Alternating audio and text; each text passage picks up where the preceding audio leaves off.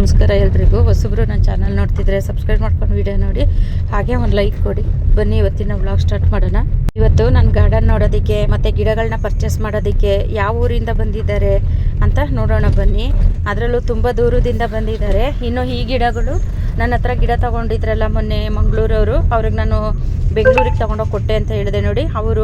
ಅವ್ರ ಕೈಗೆ ಗಿಡಗಳು ಸಿಕ್ಕಿದೆ, ಆದರೂ ಎಷ್ಟು ಚೆನ್ನಾಗಿ ಗಿಡಗಳೆಲ್ಲನೂ ಹಾಕಿದ್ದಾರೆ, ಚೆನ್ನಾಗಿ ಸೆಟ್ ಆಗಿದೆ ಅಂತಲೂ ಹೇಳಿದ್ರು. ಇನ್ನು ನೋಡಿ ಇವರು ಉಡುಪಿಯಿಂದ ಬಂದಿದ್ದಾರೆ. ಅಂದರೆ ತುಂಬ ದಿನದಿಂದ ಹೇಳ್ತಾ ಇದ್ರು ಬರಬೇಕು ಅಂತ. ಇವತ್ತು ಬಂದಿದ್ದಾರೆ. ಅಂದರೆ ಬೆಳಗಿನ ಜಾವ 5:30 ಬಂದರು. ಅವರು ಬಂದು ಮತ್ತು ಕಾಫಿ ಎಲ್ಲ ಕುಡಿದು ಆಮೇಲೆ ನಾವು 6 ಗಂಟೆಗೆ ಗಾರ್ಡನ್ಗೆ ಹೋದ್ವಿ. ಗಾರ್ಡನ್ಗೆ ಹೋಗಿ ಅವರು ಯಾವ್ಯಾವ ಗಿಡಗಳು ಬೇಕು ಅಂತ ಕೇಳಿದ್ರು. ಆ ಗಿಡಗಳೆಲ್ಲನೂ ಕೊಟ್ಟು ಮತ್ತು ಅಲ್ಲೇ ಗಿಡ ಎಲ್ಲನೂ ಅವರು ಪರ್ಚೇಸ್ ಮಾಡಿದ್ರು. ಒಂದು ಗಿಡಗಳು ನಮಗೆ ಇಷ್ಟ ಆಯಿತು ಅಂದರೆ ಎಷ್ಟೇ ದೂರ ಇದ್ರೂ ಹೋಗ್ಬೇಕು ಅನ್ನೋ ಮನಸ್ಸಿದ್ದೇ ಇರುತ್ತೆ. ಯಾರೋ ಒಬ್ರು ಹೇಳಿದ್ರು, ಅವಳ ಗಾರ್ಡನ್ ನೋಡೋಕ್ಕೆ ಯಾರೂ ಹೋಗ್ಲೇಬೇಡಿ ಅಂತ ಹೇಳಿದ್ರು. ಏನು ಅನ್ಕೊಂಡ್ಬಿಟ್ಟಿದ್ದಾರೆ ಅಂದರೆ ನಾವು ಹೇಳ್ದಂಗೆ ಕೇಳ್ತಾರೆ ಜನಗಳು, ನಮ್ಮ ಮಾತು ಮೀರೋದಿಲ್ಲ ಅಂತ ಆ ಮೈಂಡ್ ಅಲ್ಲಿ ಒಳ್ಳೆತನ ಇತ್ತು ಅಂದರೆ ಭಗವಂತ ಯಾವ ರೂಪದಲ್ಲಾದ್ರೂ ದಾರಿ ಬಿಡ್ತಾನೆ. ಇವರು ತುಂಬ ದೂರದಿಂದ ಯಾಕೆ ಬಂದಿದ್ದಾರೆ ಹೇಳಿ? ನಾನು ಬೆಳೆಸಿರೋಂತಹ ಗಿಡಗಳು ಚೆನ್ನಾಗಿರೋದಕ್ಕೋಸ್ಕರ ಬಂದಿದ್ದಾರೆ, ಮತ್ತು ನಮ್ಮಲ್ಲಿರೋಂತಹ ಒಳ್ಳೆತನಕ್ಕೋಸ್ಕರ ಬಂದಿದ್ದಾರೆ. ಹೀಗೆ ಜಾಸ್ತಿ ಕಿವಿ ಎಲ್ಲ ಕೇಳಿಸೋದಿಲ್ಲ. ಅಂದರೆ ಇವರು ಲಿಫ್ಟ್ ಮೂಮೆಂಟಲ್ಲಿ ನಾವು ಮಾತಾಡಿದ್ರೆ ಕೇಳುತ್ತಂತೆ, ಅವ್ರು ಹೇಳಿದ್ರು ಆ ಥರ. ಹಂಗಾಗಿ ನಾನು ಅವ್ರಿಗೆ ಈ ಥರ ಹಿಂಗೆ ಕೈಯೆಲ್ಲ ತೋರಿಸಿ ಯಾವ ಗಿಡ ಬೇಕು ಅಂತ ಎಲ್ಲ ಕೇಳಿ ಅವರಿಗೆ ಕೊಡ್ತಿದ್ದೆ. ಮತ್ತು ಅವರು ಯಾವ್ಯಾವ ಕಲರ್ ಬೇಕು, ಸೇವಂತಿಗೆ ಮತ್ತು ಗುಲಾಬಿ, ದಾಸವಾಳ, ಅವರಿಗೆ ಯಾವ್ಯಾವ ಗಿಡ ಬೇಕು ಅಂತ ಅವರು ತಗೊಂಡ್ರು. ಅಂದರೆ ಇಬ್ಬರಿಗೂ ತಗೊಂಡಿದ್ದಾರೆ ಅವರು. ನೋಡಿ ಅಲ್ಲಿ ಡಿವೈಡ್ ಮಾಡಿ ಇಡ್ತಿದ್ದಾರೆ. ಎರಡೆರಡು ತಗೊಂಡಿದ್ದಾರೆ ಸೆಟ್ಟು. ಅಂದರೆ 14 ಕಲರ್ ಇದೆಯಲ್ಲ, 14 ಕಲರೂ ಅವರು ತಗೊಂಡಿದ್ದಾರೆ ಇಬ್ಬರಳಿಗೋಸ್ಕರ ಅಂತ. ಇನ್ನು ಮತ್ತು ಪಾಟಿಂಗ್ ಮಿಕ್ಸು ಇದೆಲ್ಲ ತಗೊಂಡಿದ್ದಾರೆ. ಮತ್ತು ನನ್ನ ಗಾರ್ಡನ್ ವೀಡಿಯೋನು ಸಹ ಮಾಡಿಕೊಂಡ್ರು. ಮತ್ತು ಅವ್ರ ಗಾರ್ಡನ್ ವೀಡಿಯೋನು ಸಹ ತೋರಿಸಿದ್ರು. ತುಂಬ ಚೆನ್ನಾಗಿದೆ. ಅವರು ಗಿಡಗಳೆಲ್ಲ ಬೆಳೆಸಿದ್ದಾರೆ. ಅಂದರೆ ಕೆಲವೊಂದೊಂದು ಸತಿ ಅವ್ರ ಊರ ಕಡೆ ತುಂಬ ಮಳೆ ಇರುತ್ತಂತೆ. ತುಂಬ ಮಳೆ ಇದ್ದಾಗ ಸಾಮಾನ್ಯ ಮಲೆನಾಡು ಸೈಡೆಲ್ಲ ತುಂಬಾ ಮಳೆ. ಯಾಕೆಂದರೆ ನನಗೂ ಗೊತ್ತು, ಯಾಕೆಂದರೆ ನನ್ನ ಗಂಡನೂರು ಅದೇ ಸೈಡೇ, ಭದ್ರಾವತಿ, ಶಿವಮೊಗ್ಗ. ಹಾಗಾಗಿ ಇನ್ನು ಉಡುಪಿ ಆ ಸೈಡೆಲ್ಲ ಹತ್ರನೇ ಅಲ್ವಾ, ಹಾಗಾಗಿ ಸ್ವಲ್ಪ ಆ ಸೈಡು ತುಂಬಾ ಮಳೆ ಇರುತ್ತೆ. ಆ ಕಡೆ ಎಲ್ಲ ಗಿಡಗಳನ್ನ ಉಳಿಸ್ಕೊಳ್ಳೋದು ತುಂಬಾ ಕಷ್ಟ ಈ ಮಳೆಗಾಲದಲ್ಲೆಲ್ಲ. ಆದ್ರೂ ನಾನು ಸೇಫಾಗಿ ನೋಡ್ಕೊತೀನಿ ಅಂತಲೂ ಸಹ ಇವರು ಹೇಳ್ತಾ ಇದ್ರು. ಸರಿ, ಮಾಡೋ ಪ್ಲ್ಯಾನಿಂಗ್ ಎಲ್ಲ ಇದೆ ಮೇಡಮ್ ನನಗೆ ಅಂತ ಎಲ್ಲ ಹೇಳ್ತಾ ಇದ್ರು. ಮಾಡಿ ಸರ್, ಚೆನ್ನಾಗೆ ಮುಂದುವರಿರಿ, ಬೆಳೀರಿ ಅಂತಲೂ ನಾನು ಹೇಳ್ತೀನಿ.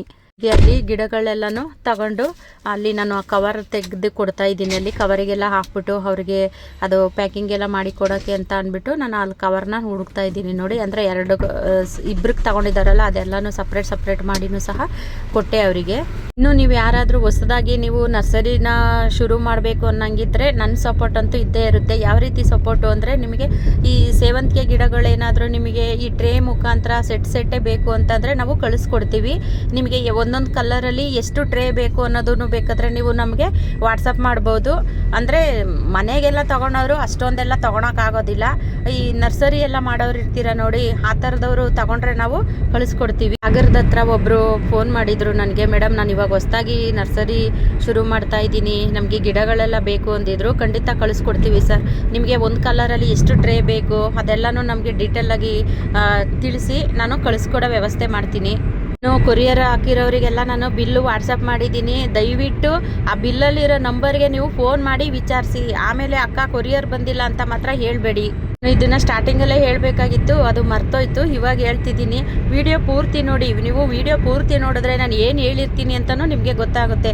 ನೀವು ಅರ್ಧಂಬರ್ಧ ವಿಡಿಯೋ ನೋಡಿದ್ರೆ ನಿಮಗೇನೂ ಗೊತ್ತಾಗೋದಿಲ್ಲ. ಒಂದು ಸತಿನೂ ನಾನು ಕೊರಿಯರ್ ಹಾಕಿದಾಗ್ಲೂ ಬಿಲ್ಲು ವಾಟ್ಸಪ್ ಮಾಡ್ತೀನಿ. ಆ ವಾಟ್ಸಪ್ ಮಾಡಿದಾಗ್ಲೂ ನಾನು ಮೆಸೇಜ್ ಹಾಕಿರ್ತೀನಿ ವಿಚಾರಿಸಿ ಅಂತ. ಆದರೂ ನೀವು ಏನು ಅಂದ್ಕೊಂಬಿಟ್ಟಿರ್ತೀರ ಅಂದರೆ, ಕೆಲವರು ನಮ್ಮ ಮನೆ ಹತ್ರಕ್ಕೆ ತಂದುಕೊಡ್ತಾರೆ ಅಂತ ಅಂದ್ಕೊಂಡಿರ್ತೀರ. ದಯವಿಟ್ಟು ಆ ಥರ ಎಲ್ಲ ತಿಳ್ಕೊಬೇಡಿ. ನಿಮ್ಮ ಹತ್ರ ಮನೆ ಹತ್ರಕ್ಕೆ ಯಾರೂ ಬರೋದಿಲ್ಲ ಕೊರಿಯರ್ ಅವರು ಫೋನ್ ಮಾಡ್ತಾರೆ. ನಿಮಗೆ ಫೋನ್ ಮಾಡಿದಾಗ ನೀವು ಫೋನ್ ರಿಸೀವ್ ಮಾಡಿ.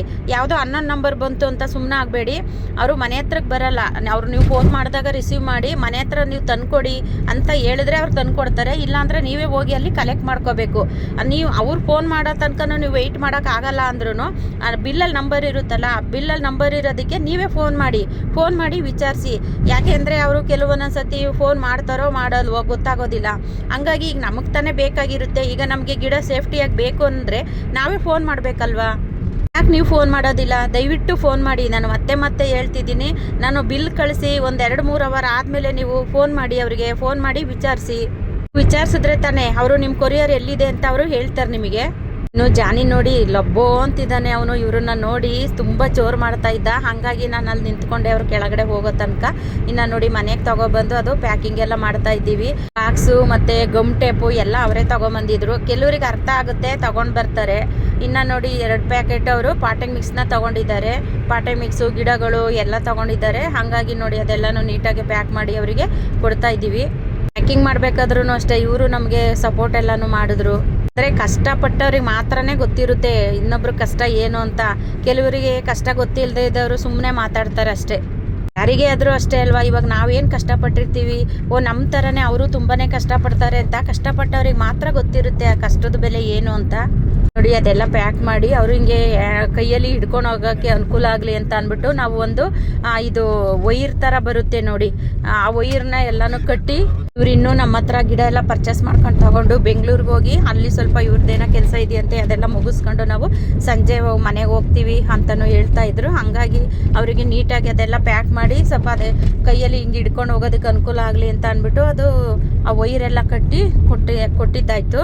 ಇನ್ನು ನೆಕ್ಸ್ಟ್ ಬರ್ತೀನಿ ಮೇಡಮ್, ನಾನು ನಿಮ್ಮ ಹತ್ರ ತುಂಬ ಗಿಡಗಳನ್ನ ತಗೋಬೇಕು ಅಂತ ಹೇಳ್ತಾ ಇದ್ರು. ಬನ್ನಿ ಸರ್, ಯಾವಾಗ ಬೇಕಿದ್ರು ಬಂದು ತಗೊಂಡೋಗಿ ಅಂತಲೂ ಸಹ ನಾನು ಹೇಳಿದೆ ಅವ್ರಿಗೆ. ಕೆಲವು ಕಡೆ ತುಂಬ ಕಡಿಮೆಗೆ ಸಿಗುತ್ತೆ ಅಂತ ನಾವು ತಗೊಂಡು ಬಂದು ಹಾಕಿದ್ವಿ. ಆದರೆ ಆ ಗಿಡಗಳೆಲ್ಲ ಬದುಕಲೇ ಇಲ್ಲ, ಸತ್ತೋಯ್ತು.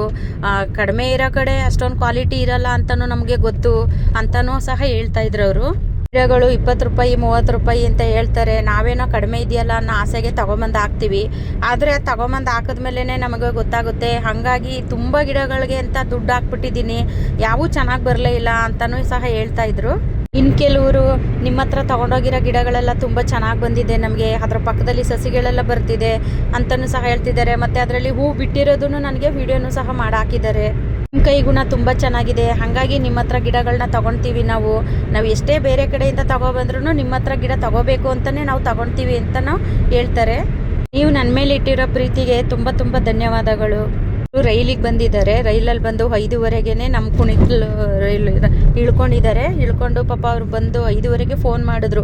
ನಾನು ಬೇಗ ಎದ್ದಿದ್ದಕ್ಕೆ ಸ್ವಲ್ಪ ನನಗೂ ಇವತ್ತು ಕೆಲಸಗಳೆಲ್ಲ ಆಯಿತು. ಯಾಕೆಂದರೆ ಇವತ್ತು ಕೊರಿಯರ್ ಎಲ್ಲ ಹಾಕೋದಿತ್ತು ಸೋಮವಾರ. ಹಾಗಾಗಿ ಆ ಕೊರಿಯರ್ ಎಲ್ಲ ಹಾಕೋಕ್ಕೆ ಸ್ವಲ್ಪ ನನಗೂ ಬೇಗ ಎದ್ದಿದ್ದಕ್ಕೆ ಅನುಕೂಲನೂ ಆಯಿತು. ಅಂದರೆ ಇವರು ಬೇಗ ಗಿಡಗಳೆಲ್ಲ ಪರ್ಚೇಸ್ ಮಾಡಿಕೊಂಡು ಇವರು 7 ಗಂಟೆಗೆ ತೊಗೊಂಡೋದ್ರು. ಅಲ್ಲೇನೋ ಬೆಂಗಳೂರಲ್ಲೆಲ್ಲ ಸ್ವಲ್ಪ ಕೆಲಸ ಇದೆ ಅಂತ ಅಂದ್ಬಿಟ್ಟು ಅವರು ಬೇಗ ತೊಗೊಂಡೋದ್ರು. ಮತ್ತು ಇನ್ನು ನಮ್ಮನೆಯವರು ಬಸ್ ಸ್ಟ್ಯಾಂಡ್ಗೆ ಕರ್ಕೊಂಡೋಗಿ ಅಲ್ಲಿ ಅವರು ಬಸ್ ಹತ್ತಿಸ್ಬಿಟ್ಟು ಬಂದರು. ನಮ್ಮ ಕೈಲಾದಷ್ಟು ಸಹಾಯ ನಾವು ಮಾಡ್ತೀವಿ. ಯೂಟ್ಯೂಬರ್ಗಳು ಸಹ ನನ್ನ ಹತ್ರ ಗಿಡಗಳನ್ನ ತಗೊಂಡಿದ್ದಾರೆ. ಅವ್ರ ಹತ್ರ ಇವರು ನಂಬರ್ ಇಸ್ಕೊಂಡು ಆಮೇಲೆ ನನ್ನ ವಿಡಿಯೋ ನೋಡೋಕೆ ಸ್ಟಾರ್ಟ್ ಮಾಡಿ ಮತ್ತೆ ಆಮೇಲೆ ಇವರು ಗಿಡಗಳನ್ನ ತಗೊಳಕ್ಕೆ ಬಂದಿದ್ದು. ಅವರು ಯಾರು ಅಂತ ಹೇಳ್ಬೇಕೋ ಏನೋ ನನಗೆ ಗೊತ್ತಿಲ್ಲ. ಅವ್ರನ್ನ ಕೇಳಿಬಿಟ್ಟು ನಾನು ನೆಕ್ಸ್ಟ್ ವಿಡಿಯೋದಲ್ಲಿ ಹೇಳ್ತೀನಿ. ಅವರಿಂದ ನನಗೆ ತುಂಬಾ ಅನುಕೂಲ ಆಯಿತು, ತುಂಬಾ ಹೆಲ್ಪು ಆಯಿತು. ತುಂಬ ಧನ್ಯವಾದಗಳು ಮೇಡಮ್ ನಿಮಗೆ. ಅವ್ರು ಹೇಳೋದು ಒಂದೇ ಮಾತು, ಮೇಡಮ್ ನೀವು ತುಂಬ ಕಷ್ಟಪಡ್ತೀರಾ, ನೀವು ಎಷ್ಟು ಕಷ್ಟಪಡ್ತೀರಾ ಅಂತ ನಾನು ನಿಮ್ಮ ವಿಡಿಯೋ ನೋಡ್ತಾನೆ ಇರ್ತೀನಿ. ಹಂಗಾಗಿ ನೀವು ಪಡೋ ಕಷ್ಟ ನನಗೆ ಗೊತ್ತು. ಹಂಗಾಗಿ ನನ್ನ ಕೈಲಾದಷ್ಟು ಸಹಾಯ ನಾನು ಮಾಡ್ತಾಯಿದ್ದೀನಿ ಅಂತ ಅವರು ನನ್ನ ವಿಡಿಯೋನ ತುಂಬ ಜನಕ್ಕೆ ಶೇರ್ ಮಾಡಿದ್ದಾರೆ. ಮತ್ತು ನನ್ನ ನಂಬರು ತುಂಬ ಜನಕ್ಕೂ ಸಹ ಕೊಟ್ಟಿದ್ದಾರೆ. ಅದರಲ್ಲೂ ಯೂಟ್ಯೂಬರು ಒಬ್ರಿಗೊಬ್ಬರು ಯಾರೂ ಸಹಾಯ ಮಾಡೋದಿಲ್ಲ. ಇವರು ನನಗೆ ತುಂಬಾ ಸಹಾಯ ಮಾಡಿದ್ದಾರೆ. ಅಂದರೆ ಯಾವ ರೀತಿ ಸಹಾಯ ಅಂದರೆ ನನ್ನ ವಿಡಿಯೋನ ತುಂಬ ಜನಕ್ಕೆ ಶೇರ್ ಮಾಡಿದ್ದಾರೆ. ಮತ್ತು ನನ್ನ ನಂಬರನ್ನು ತುಂಬ ಜನಕ್ಕೂ ಸಹ ಕೊಟ್ಟಿದ್ದಾರೆ. ಇಷ್ಟು ಒಳ್ಳೆ ಮನಸ್ಸು ಎಲ್ರಿಗೂ ಇರೋದಿಲ್ಲ. ಅದರಲ್ಲೂ ಕಷ್ಟಪಟ್ಟವ್ರಿಗೆ ಮಾತ್ರನೇ ಗೊತ್ತಿರುತ್ತೆ ಆ ಕಷ್ಟ ಏನು ಅಂತ. ಅಂಥವ್ರು ಮಾತ್ರ ಇನ್ನೊಬ್ಬರಿಗೆ ಹೆಲ್ಪ್ ಮಾಡೋಕ್ಕೆ ನಿಂತ್ಕೊತಾರೆ. ನಮ್ಮಲ್ಲಿ ಒಂದು ಒಳ್ಳೆತನ ಇತ್ತು ಅಂದರೆ ದೇವರು ನಮ್ಗೆ ಯಾವ ರೂಪದಲ್ಲಾದರೂ ಸಹಾಯ ಮಾಡ್ತಾನೆ ಅನ್ನೋದಕ್ಕೆ ಇದೇ ಉದಾಹರಣೆ. ನಮ್ಮಿಂದ ಒಳ್ಳೇದಾದ್ರೆ ಮಾತ್ರ ಮಾಡಬೇಕು, ಕೆಟ್ಟದನ್ನ ಮಾತ್ರ ಯಾವುದೇ ಕಾರಣಕ್ಕೂ ಮಾಡೋಕೆ ಹೋಗ್ಬಾರ್ದು. ಇನ್ನು ಇಂದ್ರಮ್ಮ ಅವ್ರ ಬಗ್ಗೆ ಅಂತೂ ನಾನು ಸುಮಾರು ವಿಡಿಯೋದಲ್ಲೂ ಸಹ ಹೇಳಿದ್ದೀನಿ. ಅವರು ಅಷ್ಟೇನೆ ಪಾಪ ನನಗೆ ತುಂಬ ಸಪೋರ್ಟಾಗಿ ನಿಂತಿದ್ರು. ಕೆಲವೊಂದೊಂದ್ಸತಿ ನನಗೆ ಎಷ್ಟು ಧೈರ್ಯ ಹೇಳಿದರು ಅಂದರೆ ಅವರು ನೆನೆಸ್ಕೋಬೇಕು ಅವ್ರನ್ನ. ನಾನು ಸಾಯೋವರೆಗೂ ನಾನು ಅವ್ರನ್ನ ಮರೆಯೋದಿಲ್ಲ, ಅವ್ರನ್ನ ನೆನೆಸ್ಕೊತೀನಿ. ಅವರು ಗಿಡಗಳೆಲ್ಲ ಬೇಕು ಅಂತಿದ್ದಾರೆ, ನನಗೆ ಹೋಗೋಕ್ಕೆ ಟೈಮ್ ಇಲ್ಲ. ಹಂಗಾಗಿ ಯಾವಾಗಾದರೂ ಫ್ರೀ ಮಾಡಿಕೊಂಡು ಪಾಪ ಅವರಿಗೆ ಗಿಡಗಳೆಲ್ಲನೂ ತಗೊಂಡೋಗಿ ಕೊಡಬೇಕು.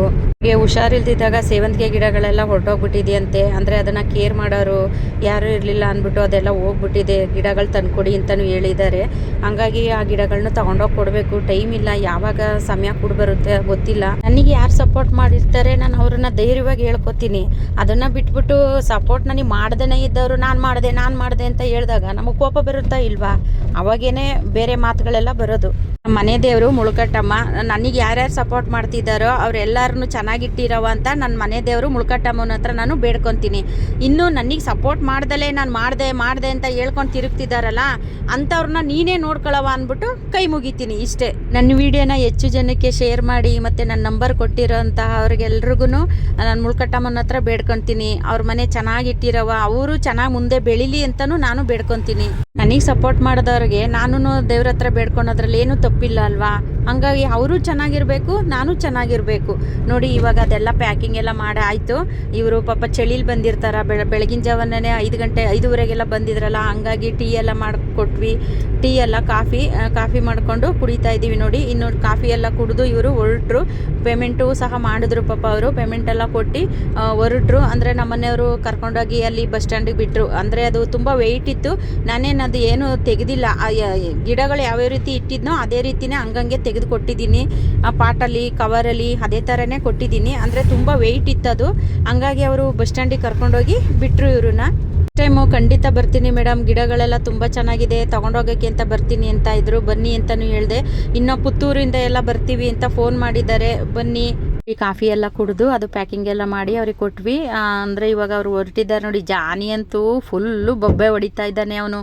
ತುಂಬ ಖುಷಿನೂ ಆಯಿತು ಮೇಡಮ್ ಅಂತಲೂ ಸಹ ಹೇಳ್ತಾ ಇದ್ರು. ಅಂದರೆ ಅವರು ನನಗೆ ವಾಟ್ಸಪ್ಪಲ್ಲಿ ಮೆಸೇಜು ಹಾಕಿದ್ದಾರೆ, ಇಷ್ಟು ಚೆನ್ನಾಗೇ ಟ್ರೀಟ್ ಮಾಡಿದ್ದೀರಾ, ನಮಗೆ ಕಾಫಿ ಎಲ್ಲ ಕೊಟ್ಟು ಮನೆಗೆಲ್ಲ ಕರೆದು ಕೂರಿಸಿ ಇಷ್ಟು ಚೆನ್ನಾಗಿ ಯಾರು ನೋಡ್ಕೊತಾರೆ ಮೇಡಮ್ ಅಂತಲೂ ಸಹ ಹೇಳ್ತಾ ಇದ್ರು. ನೋಡಿ ಇವಾಗ ನಮ್ಮ ಮನೆಯವರು ಕರ್ಕೊಂಡು ಹೋಗ್ತಾ ಇದ್ದಾರೆ. ನೋಡಿ ಅವ್ರನ್ನ ಕಳಿಸ್ಕೊಟ್ಟು ಆಮೇಲೆ ನಾನು ಗಾರ್ಡನ್ಗೆ ಹೋಗಿ ಸ್ವಲ್ಪ ಕಸ ಎಲ್ಲ ಗುಡಿಸಿ, ಅಂದರೆ ಸಂಜೆನೇ ಗುಡಿಸಿದ್ದೆ. ಮತ್ತೆ ಇನ್ನು ಅದು ನೆಲೆಗಳೆಲ್ಲ ಉದುರಿರುತ್ತಲ್ಲ ಗಾಳಿಗೆ, ಹಾಗಾಗಿ ಅದನ್ನೆಲ್ಲ ಸ್ವಲ್ಪ ಗುಡಿಸಿ ಕ್ಲೀನ್ ಮಾಡಿ. ನೋಡಿ ಇಷ್ಟೆಲ್ಲ ಹೂ ಸಿಕ್ಕಿದೆ. ಮಲ್ಲಿಗೆ ಹೂವು ಮತ್ತು ದಾಸವಾಳ ಮತ್ತು ಇನ್ನು ಗುಲಾಬಿ ಇಷ್ಟೆಲ್ಲ ಸಿಕ್ಕಿದೆ. ಆ ಹೂವೆಲ್ಲ ಹಾರ್ವೆಸ್ಟ್ ಮಾಡ್ಕೊಂಡು ತೊಗೊಬಂದು ಮತ್ತು ಇನ್ನು ಸಂಜೆ ಸ್ವಲ್ಪ ಕೊರಿಯರ್ ಹಾಕೋದೆಲ್ಲ ಇತ್ತು, ಅದೆಲ್ಲನೂ ಪ್ಯಾಕ್ ಮಾಡ್ಬೇಕಾರೆ ಜಾನಿ ನೋಡಿ ಚಿಕ್ಕ ಮಕ್ಕಳು ಯಾವ ರೀತಿ ಮಲ್ಕೋತವೆ ನೋಡಿ ಆ ಥರ ಮಲ್ಕೊಂಡಿದ್ದಾನೆ. ತೊಡೆ ಮೇಲೆ ಕತ್ತಾಕೊಂಡು ಮಲ್ಕೊಂಡಿದ್ದಾನೆ ನೋಡಿ. ನಡುವೆ ತುಂಬ ಕೆಲಸ ಇರೋದ್ರಿಂದ ನಾನು ಜಾನಿ ಕಡೆಗೂ ಹೆಚ್ಚು ಗಮನ ಕೊಡೋಕ್ಕೆ ಆಗ್ತಾಯಿಲ್ಲ. ಅಂದರೂ ಇವಾಗ ಪ್ಯಾಕ್ ಮಾಡ್ತಿದ್ದಾಗ ಬಂದು ಈ ಥರ ಕೂತಿದ್ದಾನೆ. ಈ ವಿಡಿಯೋ ಇಷ್ಟ ಆದರೆ ಬೇರೆಯವ್ರಿಗೂ ಶೇರ್ ಮಾಡಿ, ಹಾಗೆ ಒಂದು ಲೈಕ್ ಮಾಡಿ. ಮುಂದಿನ ವಿಡಿಯೋದ ಸಿಗ್ತೀನಿ. ಎಲ್ರಿಗೂ ಧನ್ಯವಾದಗಳು.